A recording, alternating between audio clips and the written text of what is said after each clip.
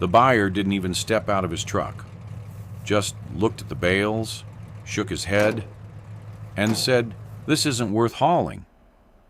Called it low quality, said it wouldn't hold, told him to sell it cheap, if he could sell it at all.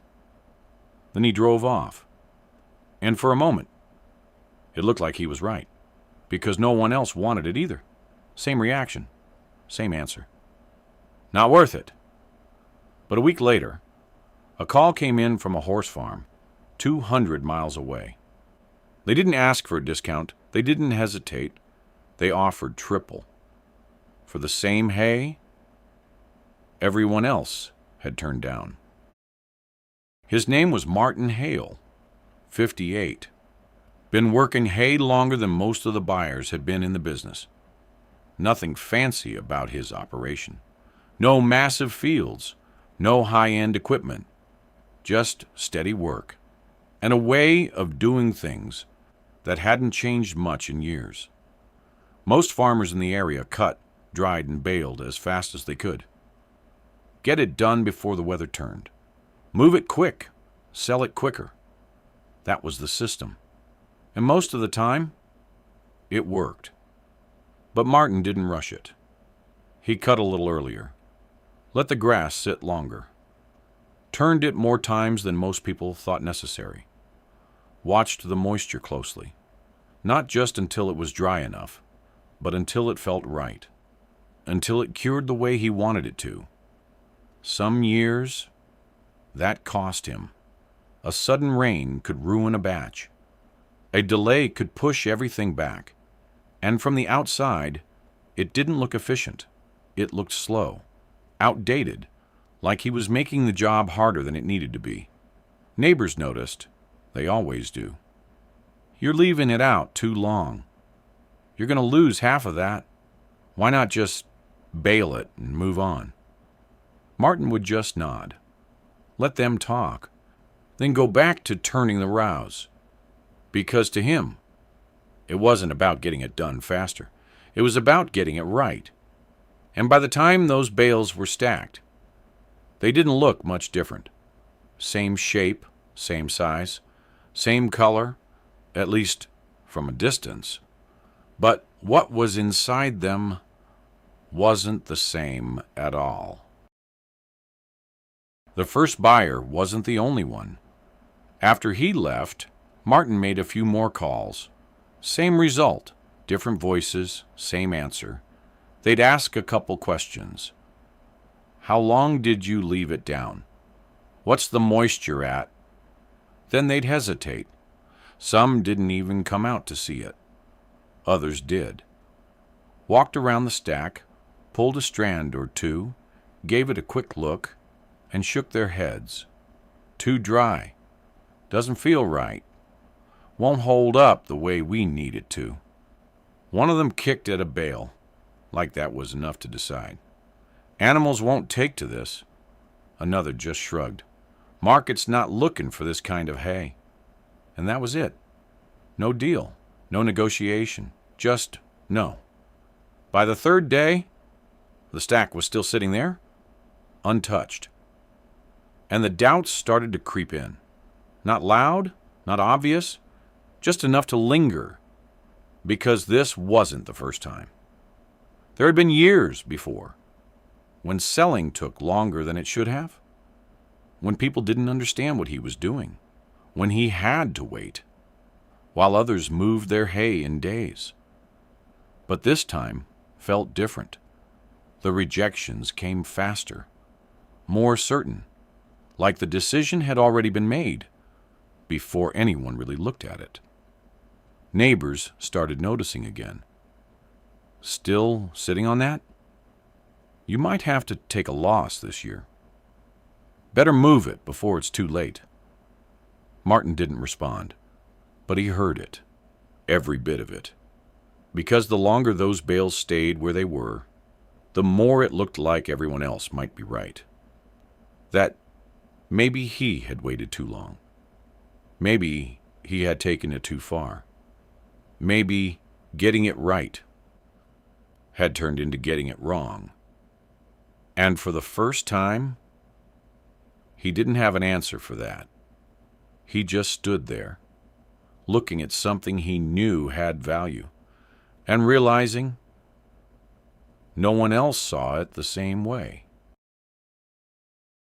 The call came late, near the end of the day, when most people had already stopped trying. The voice on the other end was different, not rushed, not dismissive, just specific. "You still got that hay?" Martin paused. "Yeah." A short silence. Then, "How long did you cure it?" Not how much, not how cheap, not how fast can you load it. Just that. Martin gave him the answer. And for the first time all week, the response wasn't hesitation. It was interest. Real interest. The man explained he ran a horse farm, about 200 miles out, and what he needed wasn't what most buyers were looking for. He needed hay that had been cured slowly, fully. Something that wouldn't hold excess moisture, wouldn't mold, wouldn't break down too fast. Something consistent, something stable, something most people didn't take the time to produce. Martin didn't say much. He just listened, because everything the man described was exactly what he had been doing for years, without trying to explain it, without trying to prove it, just doing it. The man asked a few more questions, detailed ones, the kind that told you he knew what he was talking about.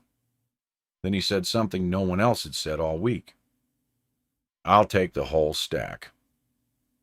Martin leaned against the truck for a second, not answering right away. Then came the part that made him pause. "I'll pay triple what they offered you." Not because he needed to negotiate, not because he was unsure, but because to him, that hay wasn't low quality. It was exactly what he'd been looking for. The truck showed up 2 days later, not rushed, not late, right on time, different from the others. No quick walk around, no kicking at the bales, no guessing. The driver stepped out, cut one open, and took his time. Ran it through his hands, checked the texture, smelled it, then nodded. That was enough. They started loading right away. Bale after bale, stacked carefully, handled like it mattered, like it had value.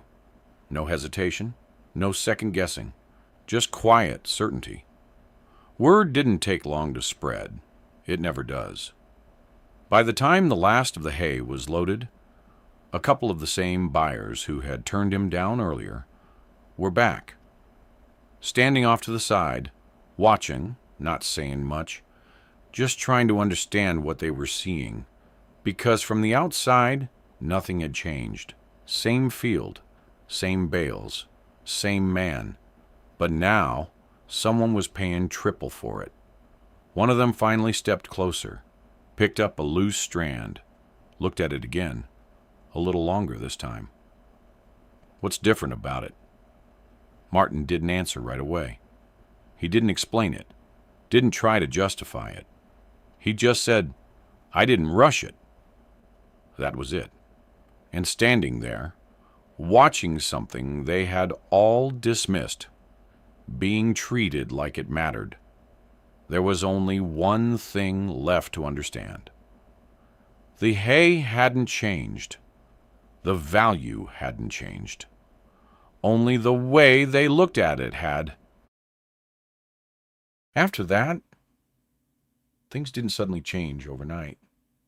The same buyers were still out there, still moving fast, still looking for what worked for them, and most of them would have passed on that hay all over again. Because it wasn't about them being wrong. It was about them looking for something different. What Martin had made was never meant for everyone. It wasn't the fastest to produce. It wasn't the easiest to sell. And it didn't fit the way most people did things. But it had value. the kind you don't always see right away, the kind that only matters to the right person. And once it found that person, everything changed. Not the hay, not the method, just the understanding of it. Martin didn't adjust the way he worked after that, didn't try to scale it, didn't try to make it fit everyone else. He just kept doing what he had always done. Cutting early, waiting longer, paying attention to things most people ignored, because he knew something now, that most people learn the hard way, that not everything needs to be rushed, and not everything needs to be made for everyone. Some things are only valuable when they're done right and seen by the right eyes, and sometimes that's enough.